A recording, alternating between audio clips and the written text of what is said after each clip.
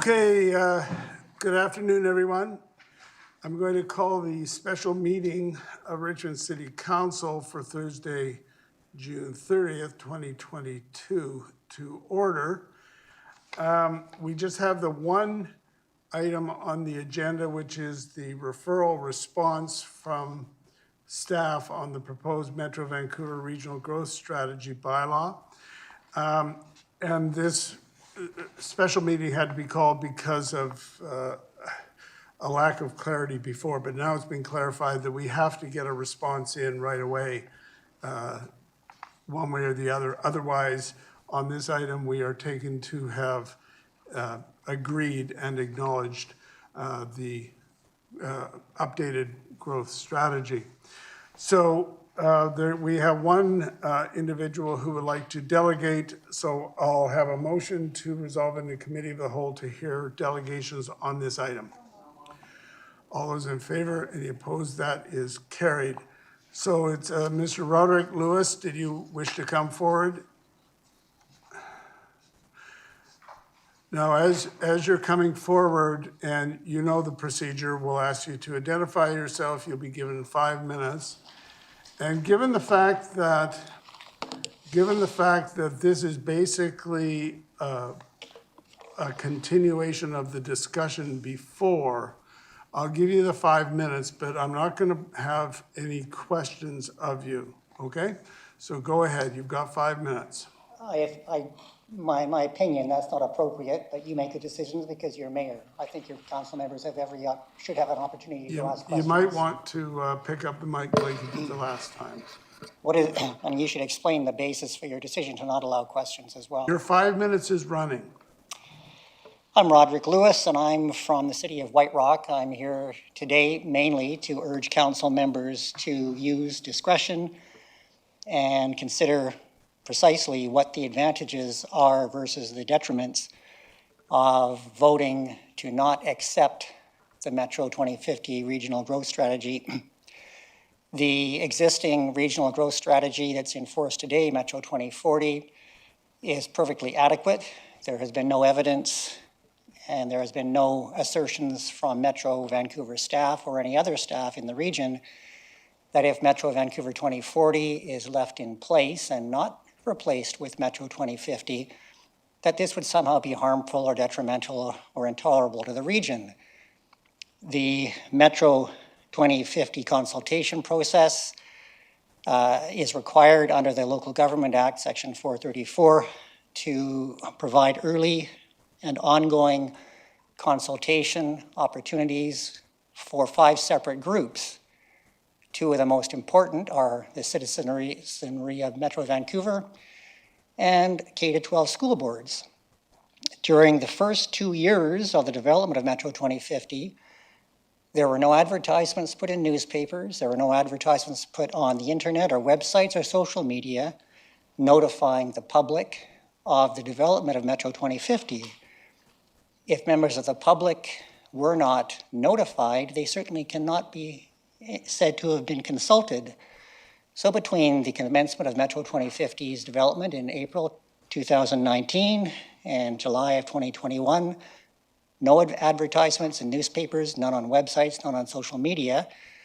And since that date, there have only been advertisements for a period of about 3 weeks in 3 community newspapers, the Optimist from Delta, the Peace Arch News, and the North Shore News. That's out of the 14 community newspapers. No advertisements in the Vancouver Sun or any of the broadsheet papers that have region-wide footprints.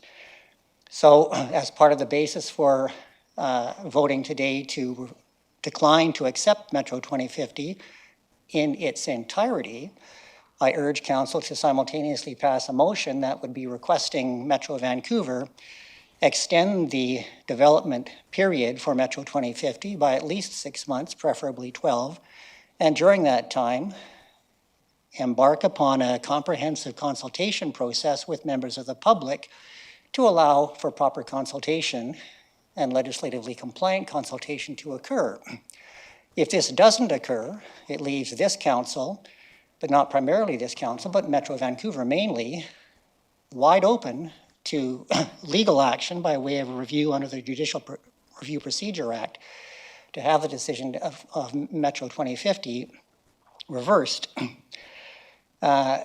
Again, as stated in my submissions 2 days ago, another body, important body that wasn't consulted in the development of the document are the region's police departments and agencies. If one reviews the document, as Councillor Hobbs and Councillor McNulty both noted at the last meeting, it's extremely vague, very few specifics.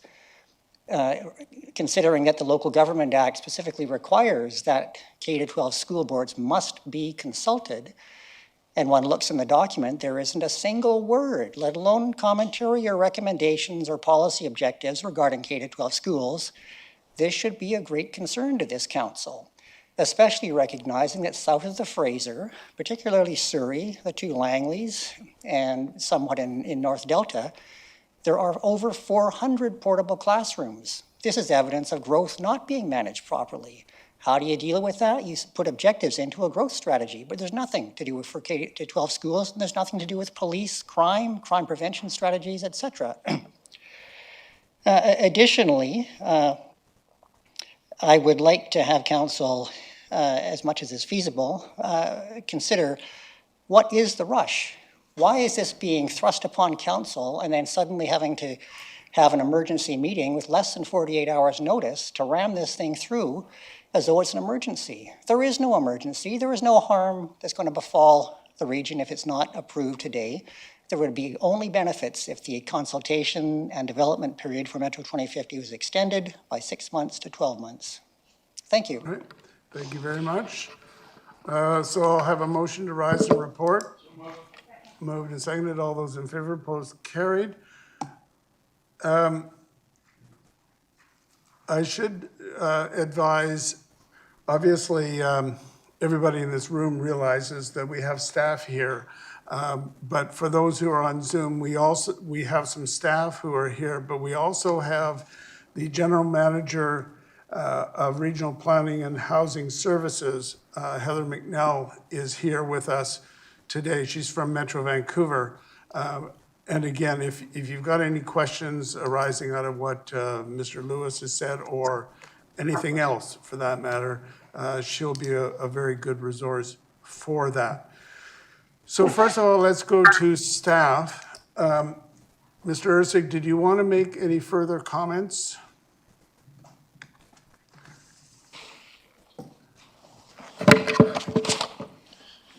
Thank you, Your Worship. Just a couple of brief comments. The role that we have here is to consider the growth strategy in relation to Richmond's, the City of Richmond's regional interests. That's the perspective that staff have brought to this analysis. In our view, there is good alignment between the Richmond's regional interests and the growth management strategy. Richmond has been accommodated. This has not been a rushed process. We have worked with the staff at Metro Vancouver, and Richmond's requests have been accommodated. We've provided you with a memorandum. There are two cities, the City of Surrey and the Township of Langley.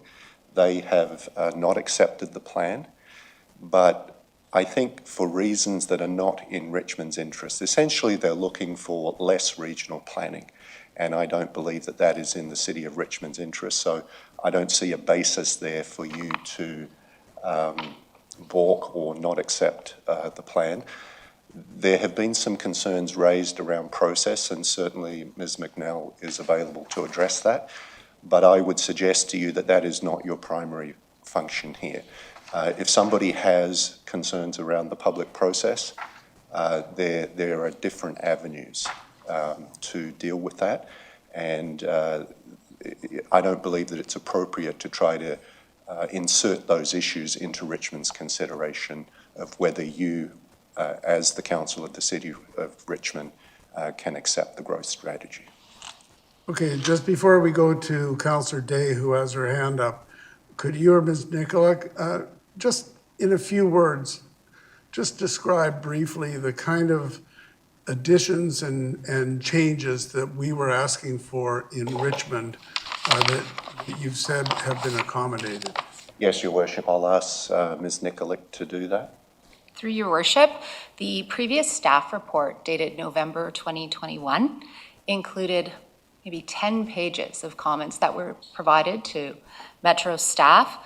Most of them were accommodated. The main topics related to advocating for no net loss and minimum requirements for conservation and recreation lands, and actually striving for net environmental gain, capturing Metro Vancouver's climate action support role, strengthening discussions of natural assets, and strengthening discussions of social equity.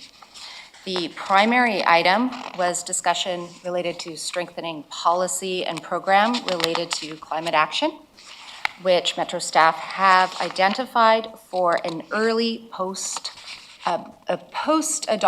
amendment. All right, and again, just one other question, and I'll ask this of Heather McNell. Comments have been made at this meeting and the previous meeting about the process and getting public involvement, public notice, public consultation, school board, et cetera. Can, again, you just briefly summarize? First of all, I would think that if there is a concern, that would be the concern of the Metro Vancouver Board as opposed to this body, but you can comment on that whatever way you like. But can you comment generally on the consultative process? Certainly, Your Worship, I'd be happy to.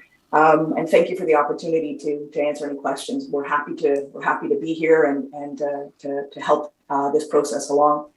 So this process was kicked off by the Metro Vancouver Board back in April of 2019. One of the requirements in the Local Government Act is to develop an engagement strategy.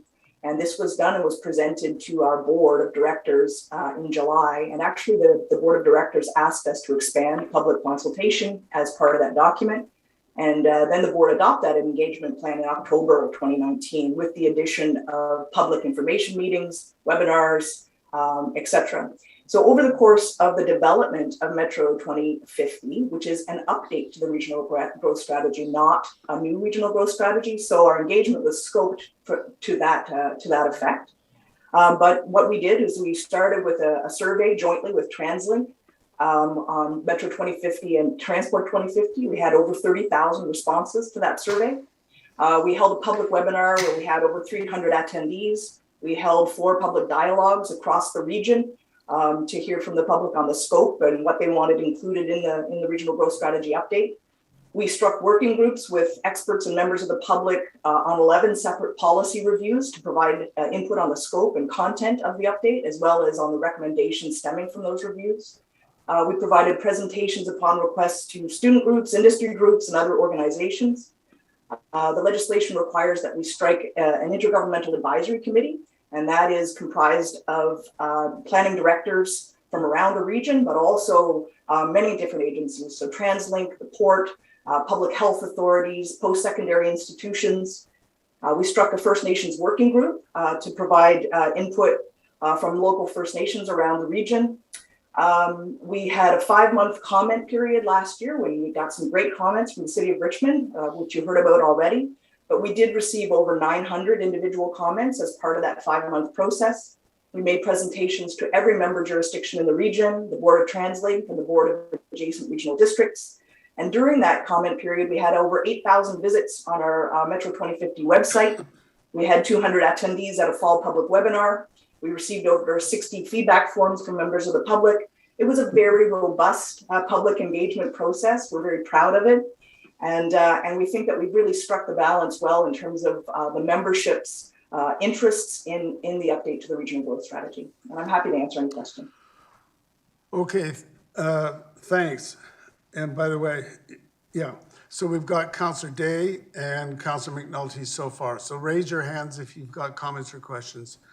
Councillor Day. Thank you very much for that really detailed report. I see from the staff report that it was basically a 2-year process for public consultation. How does that compare to other processes in the past? Thanks so much. Again, the last time we did a regional growth strategy, it was back, we started the process in about 2008, and it was adopted in July of 2011. But that was a brand new growth strategy updating from the 1996 plan. But we actually had much higher public engagement in this one, in part because of COVID, believe it or not. So we actually had to pivot to some online opportunities, and we had very high attendance at those. Whereas in-person public open houses in the last regional growth strategy update, we had significantly lower engagement. It was new this time to provide a 5-month comment period in advance of bylaw readings, and that really wasn't undertaken last time. So that really added an opportunity to provide detailed feedback on the draft. So one last question. So we have 2 cities that have said no. What does that mean? I understand it can't go forward unless it's 100% yes vote. Is that correct? That's correct. And so what will happen is at the July board meeting, we will be summarizing all of the different member jurisdictions' responses. And then the board, if there are non-acceptances, has some options around that. They can either agree to pass the regional growth strategy, where the municipalities who have raised concerns, those clauses wouldn't apply to those municipalities. That's one option. They can send us off to dispute resolution with the 2 local governments, and that did happen last time. Or they could direct us to continue working that out outside of a dispute resolution process. All right, Councillor McNulty. Not of the delegation from Metro Vancouver, of our staff. Yes, by all means. Okay, Of if I our may. staff, yes. First of all, thank you very much for the great job you've done and satisfying, if you wish, the information that we're required on the 2 outstanding municipalities with regard to the region. And these are issues they're going to have to resolve themselves. So I'm happy with what I got from staff, and I want to thank you for it. Just for the record, Richmond's interest has been accommodated, and I'm pleased with that, the summary you just gave. Is that the ones at the end of our page? Because our report, it says Metro Vancouver Isthmus table of Richmond's comments. And it says general, the comment response, Metro Vancouver response, proposed edit. I guess the only thing through you, Your Worship, what I'm trying to get here is a summary of what Richmond, our concern here is Richmond. And I just wanted a summary, you read out some things to see that they were completed and our responses were accommodated in the plan. And that's what we're here to deal with today, is to make sure our interests were looked after. And I'm just hoping that that was the summary. If it's not, I would just request a 1-pager, if it could be circulated to all members of council for the record. Because I think very often we leave things out. We need a piece of paper. It says, okay, this is what we asked for. This is what we got back. Move ahead. Okay? That's all, Your Worship. So they're taken under advisement or it's already done. Let's have, I mean, I see there's a list on page, well, it's There's no council page, 139 to whatever. Well, in the report from staff on page 3 of the report, you outline the key changes. Yes. But Your Worship, Is there through more? Your Worship to Councillor McNulty, on pages 9 and 10 of your agenda package, which are pages 3 and 4 of the actual report, there are lists of the issues and the requested changes and responses. And in addition to that, we'd be happy to circulate by memo more information after this. I just think, Your Worship, it's important that refreshes our memory from what we've done. That's all. Good job. Thank you very much. yeah, maybe we could get that in a separate memo. Yeah, thank you. Point. All right, we've got Councillor Au. Yes, Your Worship. The last time Councillor Steve talked about the process of amendments. So I have 2 questions. One, apart from what's been read out about, the requests that have been accommodated by the process, is there any burning issues that we would like to address in the future to bring to the Metro Vancouver board and asking for further amendment to to the strategy. So are there burning issues that we know that we are going to bring forward? Through the chair to Councillor Au, perhaps I can address that one. Burning issues, no, because we would have sought to reconcile those through the dialogue that we've had with the Metro staff in the development of the plan. And then really significant burning issues, I would say no, there aren't any. And then for more minor amendments and tweaks and adjustments after approval, we have given you some information in the memo regarding the thresholds for approvals for those types of amendments. And we would anticipate that, as with any plan that's sort of a working, living document, that yes, there would be amendments of a minor or housekeeping nature over time. Okay, good. Yeah, actually, you've answered my second question, which is about the process, right? So I think it sounds to me like staff is confident that if we have any other outstanding questions or issues, we are confident that we can bring this forward, and it could be, not easily, but reasonably, to get the approval through the process of amendment, right? Through the chair, what I can say is that staff are extremely confident that Richmond's regional planning interests are met by this document. Okay, good. Thank you.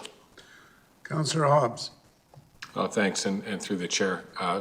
That was one point I was going to ask about that Councillor Au just raised. But the other point is, thanks for outlining the consultation process. I believe somebody online did that. That was good and quite detailed and expansive. And in that process, were there any significant concerns raised in the public forum about the plan that rose to the top of the list and that are still outstanding? Or was it actually more centered municipality by municipality and different interests by city or jurisdiction?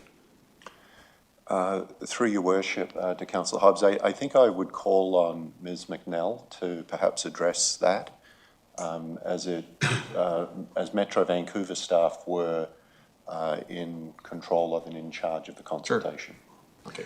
Heather, do you want to comment on that? Certainly, Your Worship, you'd be happy to. A lot of the public engagement was constructive comments, right? So they were providing input on potential policies and then feedback on it. I don't think that there were any particular concerns. I think that one common theme throughout our engagement is there are some people who want the regional growth strategy to be much stronger and do more. And there are some folks who want it to be a lot less prescriptive. And we're really working hard to strike that balance that we think all member jurisdictions can sign on to. Sure, that makes sense, because if I understand that prescriptive nature of it, weaker or stronger, that is the stumbling block, correct? Yes, it always is. Yeah. Thank you. Okay, thank you. Councillor Steves, Harold. Yeah, thanks. Sorry, I'm a bit late getting on here. I had trouble with my Zoom. So I missed a lot of the discussion. However, I just wanted to say that the Metro board and our staff and the board adopted almost entirely all the recommendations that came from Richmond. And so as far as Richmond is concerned, I think we were the leading city in making suggestions. There are some areas that need some improvement, and in particular the urban canopy and one that I had mentioned earlier, and it's quite obvious now that in 2040 we allowed study areas, and it's clear from the comments of Surrey that they don't even want study areas. They just want to take all the rural zones out and develop them for industry. There's a story behind that, and which I was involved in because I was on the Parks board in 1969. And of course MLA in 1973. And when we brought in the ALR, we set most agricultural lands into the agricultural zone. But some areas that had smaller farms, good farmland, but forested and rivers and things like the Little Campbell River, we called it a park zone. And that was taken out by the incoming government in 1978. Metro Vancouver had them basically within the urban containment boundary, such as it was at that time. But that's how we ended up with rural zones. In Richmond, we didn't establish rural zones. All of number 6 road would have been a rural zone if we're looking at some of the other areas. But in Richmond, the rural zones were put directly in the ALR. In other areas, they won't. And unfortunately, Surrey was one of the areas where the rural zone wasn't put in the agricultural land reserve.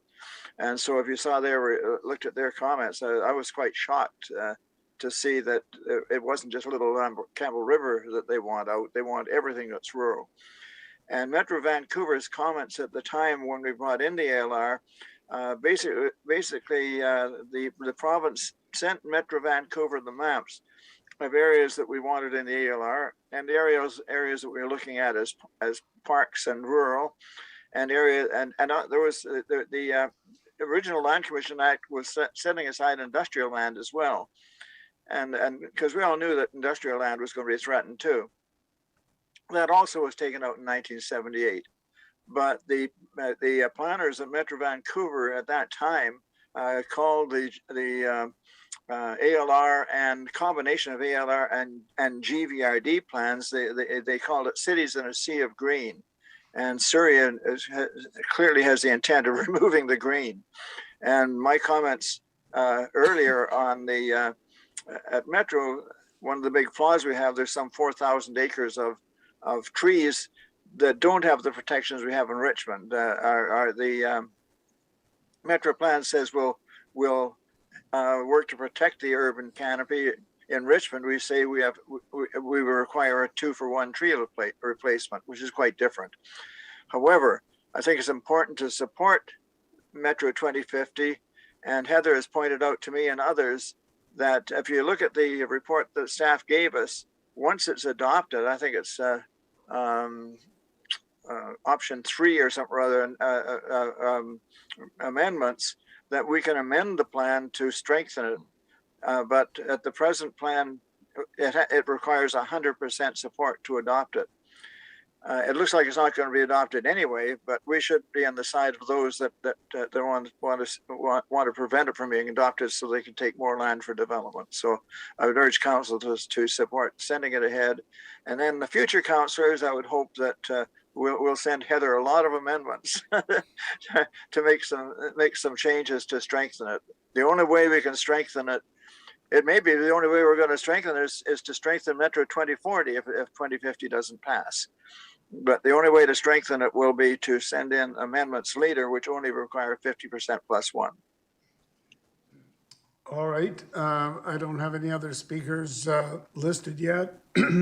I just want to reflect that when I see the comments by staff as to the objections of Surrey and Langley, they basically